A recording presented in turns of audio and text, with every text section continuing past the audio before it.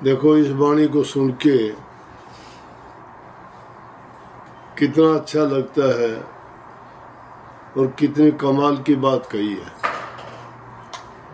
कि सतगुरु तुम बिन कुछ ना मेरा और कौन कदर थी मेरी।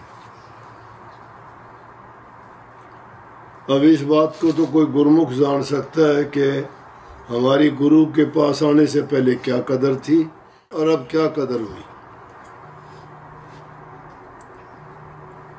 क्यों नहीं थी और क्या नहीं था हमारे पास। दुनियादारी के लोग कह सकते हैं हमारे पास तो सब कुछ था, धन दौलत थे, परिवार था, सब प्रकार की जो भी आवश्यकता वाली चीज़ है हमारे पास सब कुछ था, क्यों नहीं थी। लेकिन जिसके जीवन में सतगुरु नहीं है उसके पास कुछ भी नहीं है, क्योंकि मनुष्य का चोला इन दुनियादारी के पदार्थों के लिए नहीं, ये तो जीव के कल्याण के लिए मनुष्य का चोला मिलता है। तो जब तक सतगुरु की शरण में जीव नहीं जाता इसको कोई ज्ञान नहीं है। और जब भी कोई ये बात ऐसी लगती है तो आदमी अपने ऊपर घटित करके देखता है। शायद आपको ये अच्छी ना लगती हो, लेकिन मुझे तो बहुत अच्छी लगती है। क्यों लगती है कि जब गुरु की शरण में नहीं आए थे तो हम अज्ञान में थे, हर प्रकार की गलती करते थे, तन से करते थे, मन से करते थे, धन से करते थे। अज्ञान में आदमी जो भी काम करता है, चाहे वो अच्छा करता है तो भी कई बार उसका परिणाम अच्छा नहीं होता। और क्या कदर थी, दुनियादारी की नजरों में कदर होगी, लेकिन प्रभु के दरबार में इस जीव की कोई कदर नहीं। वहां तो उन जीवों की कदर होती है जो मालिक को याद करते हैं। तो पहली लाइन में ही इतने कमाल की बात कही कि सतगुरु तुम बिन कुछ ना मेरा, कि जब सतगुरु जीवन में नहीं है तो कुछ भी नहीं है। दुनियादारी के लोग स्वार्थ के लोग हैं, लालच के लोग हैं। स्वार्थ उनका पूरा होगा तो तुम्हारे से मित्रता करेंगे, प्यार रखेंगे, अपनापन दिखाएंगे, और जब उनका स्वार्थ पूरा हो जाएगा तो सब पीठ दिखा देंगे। बुरे वक्त में कोई साथी नहीं रहेगा। साईं इस संसार में मतलब का व्यवहार, जब लग पैसा पासवर तब लग ताको यार, तब लग ताको यार, यार संग ही संग डोले, पैसा रहा न पास यार मुख से नहीं बोला।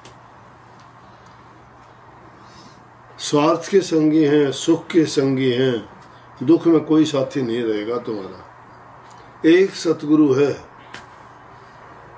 जो दुख के समय में भी तुम्हारा साथी होगा। सुख के समय में तो शायद हम याद नहीं करेंगे, लेकिन दुख के समय में याद करेंगे तो सतगुरु हमें खड़ा मिलेगा, हर प्रकार से हमें संभालेगा। और क्या कही कि तुम दया प्रेम के सिंधु हो और मैं तो एक छोटी सी बूंद हूँ। दया प्रेम की सिंधु क्यों है कि वो एक सागर की भांति है, मालिक का घर, जिससे हमारी रूह बिछड़ के आई है, बूंद रूप में आई है। जैसे सागर से पानी की बूंदें जुदा हो जाती हैं तो छोटे छोटे हैं, इसी प्रकार इस जीव की हैसियत ही क्या है। इसका तो वजूद जब सागर में जाके मिल जाता है तो सागर ही हो जाती है। वो मालिक सागर का रूप है, ये रूह संसार में बूंद के रूप में है। और फिर कहते हैं कि जिसको सतगुरु जीवन में मिल गया तो उसको किस बात की चिंता करता है। फिर वो दुनियादारी के लोगों से घबराता क्यों है। सतगुरु तो आपको निर्भय बनाता है, निडर बनाता है। वो तो आपको ऐसा कवच देता है जो तुम्हारी पल पल में हर तरह से रक्षा करता है। प्रभु नाम का कवच जिसको मिल जाता है, फिर वो दुनियादारी की चीजों से क्या डरता घबराता है, क्या वो लोक लाज से डरता है। तो सतगुरु ने जो हमें चीज़ समझवाई, जो हमें शक्ति दी, उसके समान दूसरी चीज़ दुनिया में कोई नहीं है।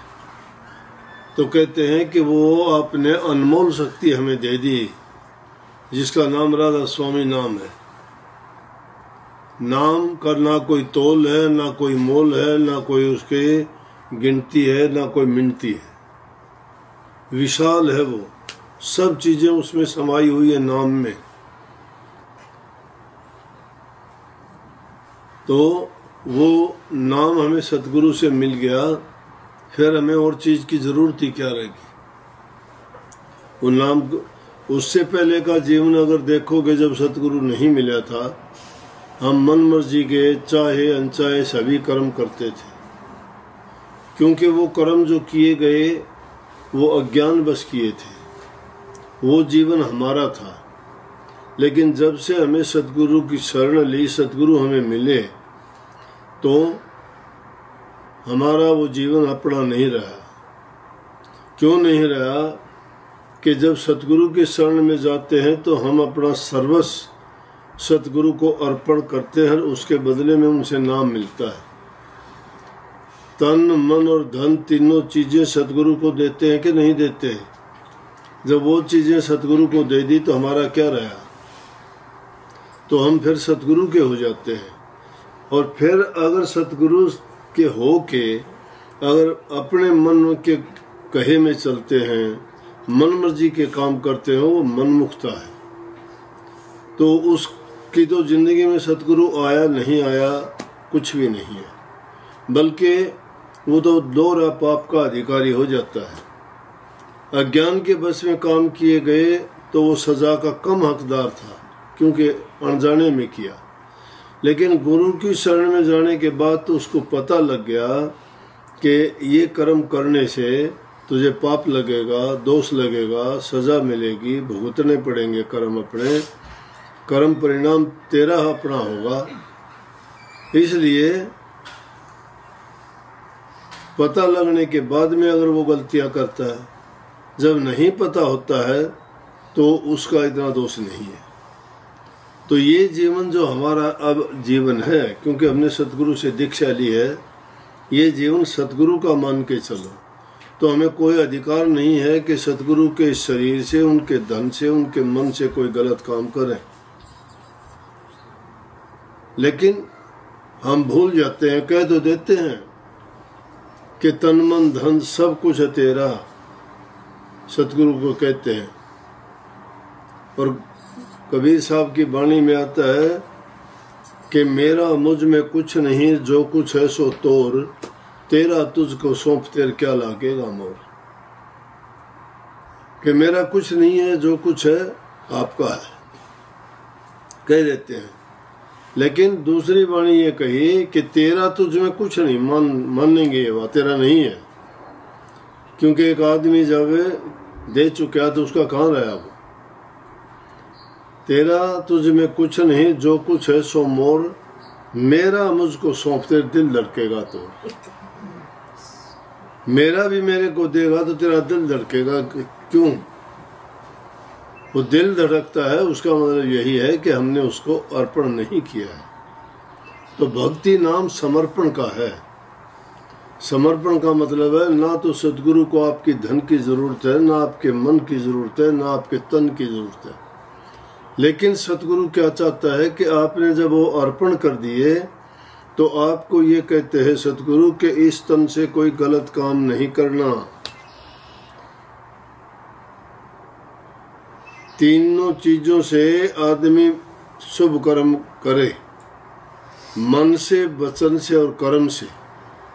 कबीर साहब कहते हैं मनसा वाचा कर्मना और दुख का हो मत दे, ऐती रेणी जो रहे वो ये शब्द रस ले। मन, वचन और कर्म से किसी को दुख ना दो।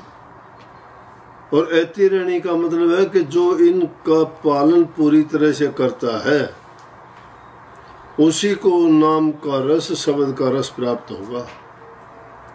अगर ये चीजें वो नहीं मानता है, मैं इसको बहुत सादे ढंग से कहता हूँ, मैं कहता हूँ जब तक इंसान अच्छे गुणों को नहीं अपनाता है, बुराइयों को छोड़ता नहीं है, तब तक वो लाख कोशिश कर लो कि ना उसका भजन होगा, ना उसका सुमरण होगा, ना ही उसका ध्यान लगेगा।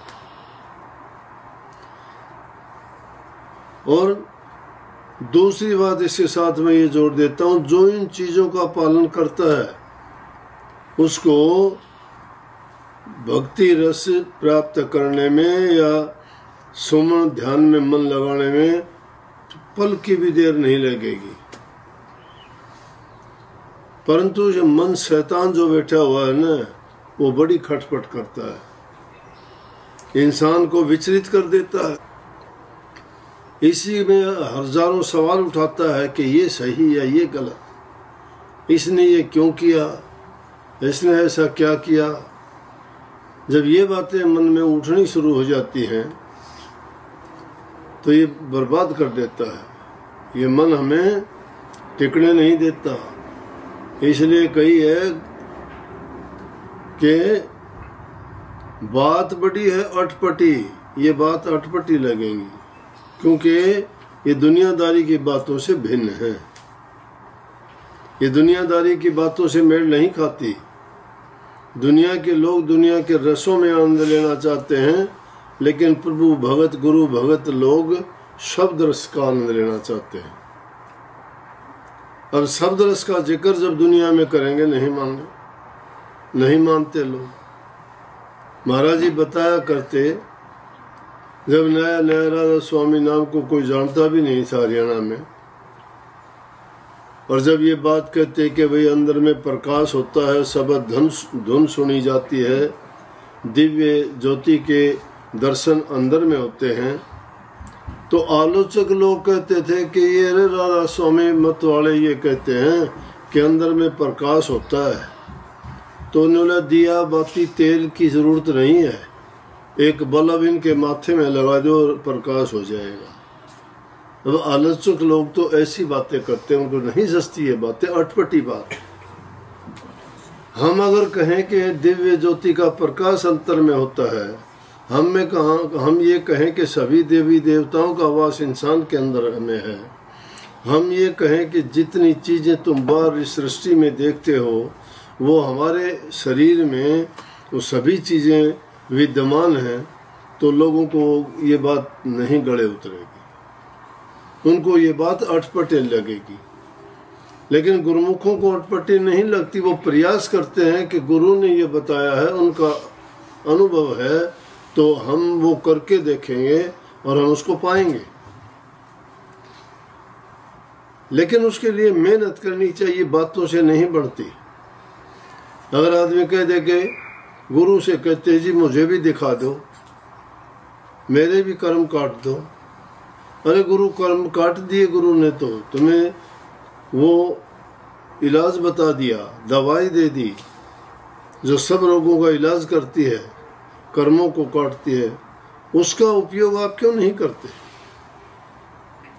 तो जो बात हमें अटपटी लगती है वो झटपट नहीं लिखी जाती, उस बहुत टाइम के बाद विश्वास आता है। कच्ची बुद्धि है, अभी नादान हो आप में से कुछ इन ये बातें उनको नहीं जचेंगी। लेकिन जो उम्र दराज है, जिन्होंने दुनिया देखी है, हर प्रकार के हालात से गुजरे हैं, वो लोग इस बात को समझ जाएंगे। जिन्होंने नाम भक्ति लेके और ध्यान अभ्यास का जो प्रयास करते हैं, उनको ये बात जचेगी। इसलिए कही कि बात बड़ी है अटपटी, झटपट लखे न कोई, जो मन की खटपट मिटे, तो चटपट दर्शन हो। चटपट उसी बात पे लेके आता हूं कि अगर उन बुराइयों को त्याग दें, उनको अगर दूर कर दें, तो दर्शन करने में देर नहीं लगती, चटपट होते हैं। लेकिन खटपट नहीं मिटती मन की खटपट मिट जाएगी। मन जिस दिन साफ हो जाएगा, उसी दिन हमारे वो दरवाजे खुल जाएंगे। इसलिए मन की बात कही गई, तन की बात कही गई, मन वचन और कर्म से कही। मन में किसी प्रकार का संदेह ना रख, मन को भ्रम में ना पड़ने दो। मन में उठने वाले जो तुम्हारे उद्गार हैं उनको और ध्यान नहीं देके गुरु के वचन की ओर और अच्छे जो भक्ति भाव की चीजें हैं उनको याद करो। उनको जब याद करोगे तो स्वतः ही मन की भ्रमणा मिट जाएगी, टिक जाएगा ये। नहीं तो ये मन ऐसा पंछी है, जितना उड़ाना चाहोगे उतना उड़ जाएगा। कि कोई पाँव नहीं है वो नहीं जाता चल के, शरीर को वो लेके जाता है। मन में विचार ऐसे बना देता है कि शरीर फिर उसके कहे में आता है तो सभी काम करता है। तो मन को साधना होता है। मन की साधना जब होगी जब गुरु के वचन का मर्यादा में रहोगे, उनकी आज्ञा का पालन करोगे।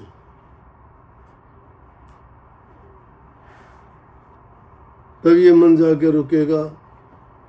मन जा तो जान दे, गए के राख शरीर, बिन चलने चढ़े कमान के कैसे लागे तीर। मन जाता है तो जाने दीजिए, देखो खेलिए। जब ध्यान अभ्यास में बैठते हो मन जाएगा तुम्हारा, जाने दीजिए। ये तमाशा देखा करो, ये कहाँ कहाँ जाएगा, क्या क्या सोचेगा, कितनी पुरानी पुरानी बातें इसके दिमाग में आएंगी। लेकिन दूसरी तरफ आप एक दृष्टा बन के देखते रहो। दृष्टा हो से देखने वाला, इसको भागने दो, ये अलग हो जाएगा आपसे। ये जहाँ जाता है लेकिन उसको देखते रहो। जो जो उसको देखते रहोगे पता लग जाएगा ये घूम फिर के कहाँ आएगा, यहीं आएगा। लेकिन ये तुम्हें और उठाता है कि ध्यान से उठो, खड़े हो जाओ, ये करो, बाहर खेल है, तमाशा, ना उठो। इसके कहीं शरीर को ना लेके जाओ, शरीर को मजबूती के साथ वहीं बांध के रखो, ये अपने आप लौट के वहां आ जाएगा। वचन से किसी को बुरा ना बोलो। कठोर वचन कह देते हो इंसान कभी नहीं भूलता है। और बातें सब खत्म हो जाएंगी, बुरा बोला हुआ वचन हमेशा के लिए याद रहेगा। स्वामी जी महाराज कहते कटु वचन मत बोल तेरे भले की कहूं, नींद भर मत सो तेरे भले की कहूं।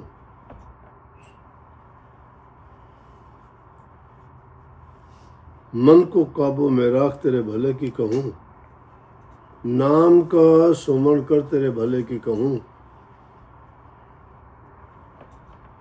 बिन मतलब की बात ना कर तेरे भले की कहूं, क्योंकि इन चीजों से हमारा लाभ नहीं है। हमारा भला किस चीज में है कि जरूरत के मुताबिक चीजों का उपयोग करो। अति का भला न बोलना, अति की भली न चुप, अति का भला न बरसना, अति की भली न धूप। Excess of everything is bad. किसी भी चीज की बहुतायत हो जाओ वो खराब करती है। ना ज्यादा धूप अच्छी होती, ना ज्यादा बरसात अच्छी होती, ना ज्यादा सर्दी अच्छी होती। तो ज्यादा बोलना भी अच्छा नहीं होता, ज्यादा खाना भी अच्छा नहीं होता, ज्यादा सोना भी अच्छा नहीं होता, ज्यादा हंसना भी अच्छा नहीं होता, ज्यादा मजाक भी किसी के साथ अच्छा नहीं होता। जितना जरूरत के मुताबिक अगर सब चीजों का उपयोग करोगे एक दायरे में रह के, वही चीज तुम्हारे लिए अच्छी होंगी। उससे तुम्हारी भावनाएं डोलेंगी नहीं, इधर उधर नहीं होंगी। इसलिए वचन इंसान को सोच के बोलना चाहिए। वाणी तो अनमोल है, जो कोई जाने बोल, ये तराजू तोल कर जब मुखबारा को। वाणी का कोई मोल तोल नहीं, वाणी अनमोल है। यही वाणी आपको जो है हाथी पर चढ़ा देगी, यही वाणी, यही बोल आपको मिट्टी में रुला देगा। मीठा वचन बोलोगे सबको अच्छा लगेगा, कड़वा वचन बोलोगे सबको बुरा लगेगा। तुलसी मीठे वचन सिर सुख उपजे चहूं और, बसी करने का मंत्र है तू तज दे वचन कठोर। कठोर वचन नहीं, मीठा वचन बोलो, वशीकरण है, दूसरे को वश में कर लेगा। किसी से अच्छा बोलते हो, मीठा बोलते हो तो वो आदमी आपसे बात करना चाहेगा, मिलना चाहेगा, आपसे के साथ ही उठना बैठना हर प्रकार से नज़दीकी बढ़ाएगा वो। और एक कटु वचन बोल दोगे वो आदमी जिंदगी भर आपकी शक्ल नहीं देखना चाहेगा, वचन वहीं के वहीं खड़ा रहेगा। आप वाणी ऐसी बोलिए मन का आपा खोए और उनको शीतल कर आप भी शीतल होए। ऐसी वाणी बोलनी चाहिए जो हमें भी ठंडक दे और जिसके बारे में कहा जाए उसको भी शांति और खुशी दे। दो शब्द अच्छे बोलने से किसी का कुछ घटता और नहीं है, बल्कि अगले के मन को जीतता है, उसको अपना बना लेता है। बोल के कारण कोवा किसका धन हड़र कोयल किसको दे, जी बढ़िया के कारण जुग अपना कर ले। कोवा किसका क्या लेता है, लेकिन जिसके घर पे आके काँव काँव करता है कहते मारो इसको भगाओ। और जब कोयल बोलती है कुहू कुहू सबको प्यारी लगती है। कोयल किसी को कुछ देती नहीं है लेकिन वाणी मीठी है। कोवा किसी का छीनता नहीं है लेकिन वाणी खराब है। तो वाणी का तोल मोल नहीं है कोई भी। वाणी अच्छी बोलो, मीठी बोलो, दूसरे को भी सुख दे, हमें भी सुख दे। तुलसी इस संसार में 3 वचन है सार, मीठा बोलन निवाचन करना पर उपकार। मीठा बोलना, ये 3 बड़े सार भरी वस्तु हैं, चीजें हैं इस संसार में। मीठा बोलन और निवाचलन, नीचा होके छोटा बन के चलो। जो बड़ा बनता है उसको कष्ट सहने पड़ते हैं। जो ऊंचा उठता है उसको हवा भी पहले लगेगी, बरसात भी उस पर पहले पड़ेगी, धूप भी उसको पहले लगेगी, और भी कोई चीज होगी सबसे पहले उसी पर आएगी। बड़ा है वो। अगर छोटा बन जाए तो कोई किसी का नहीं, छोटे को कौन कहेगा। इसलिए गुरु की शरण में जाने से इन बातों का हमें ज्ञान होता है। ये लकड़ी जब तक बढ़ई के हाथ में नहीं गई थी, ये एक जंगल की टेढ़ी मेढ़ी लकड़ी थी, लेकिन जब उसके पास गई तो उसने इसको छील के काट के और कितनी तरह से कितनी उपयोगी बना दिया। लकड़ियों के काम है, ये लकड़ी है। आपके बेड बिस्तर टेबल कुर्सियां देखो कितनी इज्जत पाली उस टेढ़ी मेढ़ी लकड़ी ने, जो जंगल में ऐसे ही खड़ी थी। लेकिन कैसे पाई, जब वो बढ़ई की शरण में गई और उसने आ नहीं की। अगर वो कटते हुए कह देती क्यों काटता है मुझे, तो ये उसको नहीं मिलता ना। इसी प्रकार से शिष्य भी जब सतगुरु की शरण में जाता है उसको भी वो तपा के देखता है। तुम सुनार के पास जाते हो, सोना लेके जाते हो पुराना, उसको गर्म करके देखता है इसमें मिलावट तो नहीं है। लेकिन उसी सोने को क्या करता है, भट्टी में देके कूटता है, पीटता है, काटता है। कहीं सोने की चैन, कहीं अंगूठी, कहीं तुम्हारे मंगलसूत्र, कहीं कानों के, कहीं नाकों के गहने कैसे बना देता है। कितना मान और इज्जत पाता है वो सोना। लेकिन उस सोने को वो इज्जत और मान पाने से पहले भट्टी से गुजरना पड़ा, उसको हथौड़ी और उनकी चोट खानी पड़ी, जब जाके उसने कदर पाई थी। कदर पाने के लिए इंसान को पहले गुरुमुख को और उस भक्ति के राज को पाने के लिए इज्जत और वो सतगुरु के नूरी दर्शन पाने के लिए इसी प्रकार से उसको भी कठिन परिस्थितियों से गुजरना पड़ता है। तो उन परिस्थितियों से घबरा के नहीं, इसलिए कही कि सतगुरु कौन कदर थी मेरी, सतगुरु की शरण में चले गए। इसी प्रकार से जब सतगुरु की शरण में गए तो हमें भी इज्जत और कदर मिली। तो ये वाणी इसलिए मैंने गुरुमुख वाणी कही है। इसके अंदर वो राज सारे छिपे हुए हैं, एक एक शब्द में, जो एक सच्चे गुरुमुख को उनका पालन करना चाहिए और उन पर ध्यान करना चाहिए। जब उनको ध्यान करेगा, याद करेगा, तो ये बातें तुम्हें याद आएंगी। तो सच्चा बनना तो कब होगा? जब इसी प्रकार से सोने की दूसरी मिलावट निकालने के लिए उसको पकाया जाता है, अग्नि में जलाया जाता है, उसी प्रकार से हमारे भी जो खोट निकालता है सतगुरु। इसलिए कही मिट्टी भी तो कुम्हार के पास गई, क्या थी मिट्टी की औकात? मिट्टी कुम्हार के पास गई, पानी में उसको बढ़ा के उसने कितने कैसे बर्तन बना दिए मिट्टी के, घड़ा बनाया, झारी बनाया, छोटे और कितने दिए बनाए उसके, और उन दियों को कितने मंदिरों में मस्जिदों में उनको दिए को जब जलाते हैं, उस दिए ने कितनी कदर पाई। पवित्र हमारे देवताओं की मूर्तियों के सामने जाके उन्होंने प्रकाश किया। वो मिट्टी थी, मिट्टी जो पैरों से रौंदी जाती थी। तो इसलिए जो मिट्टी भी की शरण में जाके और अपनी कदर पा लेती है, तो इंसान ही है। लेकिन सतगुरु उनकी तरह नहीं। सतगुरु जब चोट मारता है, जब संवारता है, कष्ट नहीं होने देता, थोड़ा बहुत बेशक। और उसकी तुलना कबीर साहब ने की है घड़े से,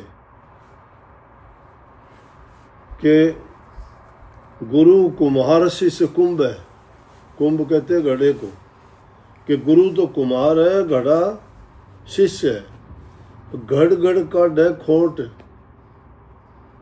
बाहर से वो टेढ़ा मेढ़ा होता है तो क्या करता है, अंदर हाथ सहार के बाहर बाहर चोट।